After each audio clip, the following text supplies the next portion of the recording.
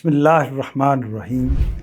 नाज़रीन कराम, बाज़ लोग अक्सर ये मसला सामने रखते हैं कि जब वो दीन की दावत को पेश करते हैं, यानी बहैसियत आम आदमी के जब दीन की दावत को पेश किया जाता है तो असल में वो दीन की दावत की बजाय अमलन किसी ख़ास साहिब इल्म की दावत बन जाती है। यानी जो लिटरेचर, जो किताबें, जो तसानीफ़ वो लोगों तक पहुँचाते हैं वो असल में किसी ख़ास साहिब इल्म का मौक़िफ़ होता है, उसका नुक्ता नज़र होता है।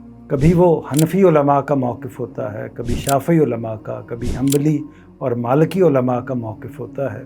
इसी तरह अहले हदीस उलमा के लिटरेचर को पेश किया जाता है। फिर मौलाना इस्लाही की, मौलाना मौदूदी साहब की किताबों को पेश किया जाता है। गामिदी साहब की तसानीफ़ को एक दीनी लिटरेचर के तौर पर सामने लाया जाता है। तो सवाल ये पैदा होता है कि ये तो किसी आलिम दीन का मौक़िफ़ है, किसी साहिब इल्म का बयान है, किसी मकतब फ़िक्र का नुक्ता नज़र है, इसको दीन के तौर पर कैसे पेश किया जा सकता है? इस सवाल के जवाब में जनाब जावेद अहमद साहिब गामिदी का मौक़िफ़ है कि दावत दीन ही की तरफ होनी चाहिए, लेकिन वाक़या ये है कि दीन की दावत को पेश करने का काम असहाब इल्म ही अंजाम देते हैं। असल में दीन के फ़हम की सलाहियत अपने अंदर पैदा करने के लिए इंसान को एक उम्र दरकार होती है। वो मदारिस में पढ़ता है, अरबी ज़ुबान को सीखता है, इस्लामी उलूम को पढ़ता है, कुरान को समझता है, सुन्नत को समझता है, हदीस को समझता है।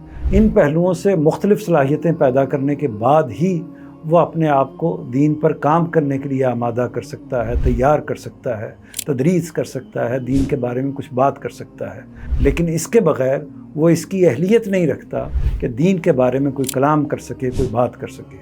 अब इसके साथ साथ ये भी हकीकत है कि जो असहाब इल्म भी दीन पर काम करते हैं उनका अपना मौक़िफ़ होता है, अपना ज़ाविया नज़र होता है या अपना नुक्ता नज़र होता है। यानी उन्होंने मिसाल के तौर पर दीन को अख़ज़ करने के कुछ उसूल मुतय्यन किए होते हैं। इसी तरह दीन के अहकामात के इतलाक़ के हवाले से कुछ चीज़ों को तय किया होता है।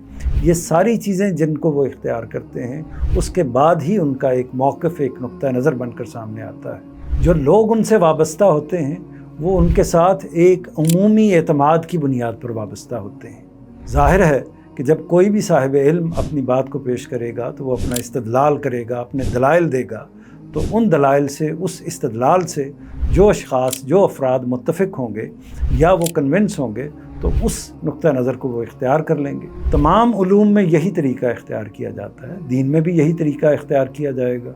लेकिन जहाँ तक दीन की दावत का ताल्लुक़ है तो गामिदी साहब के नज़दीक उसे कुरान मजीद तक महदूद रहना चाहिए और हदीस और सुन्नत तक महदूद रहना चाहिए।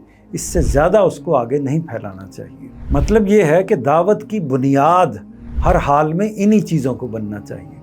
यानी आम्मतुन नास में से जो लोग दीन की दावत में अपना हिस्सा डालना चाहें तो वो बस यही करें कि कुरान मजीद के हवाले से, सुन्नत के हवाले से, हदीस के हवाले से अहले इल्म ने जो काम किया है उसी को दूसरों तक पहुँचाएँ।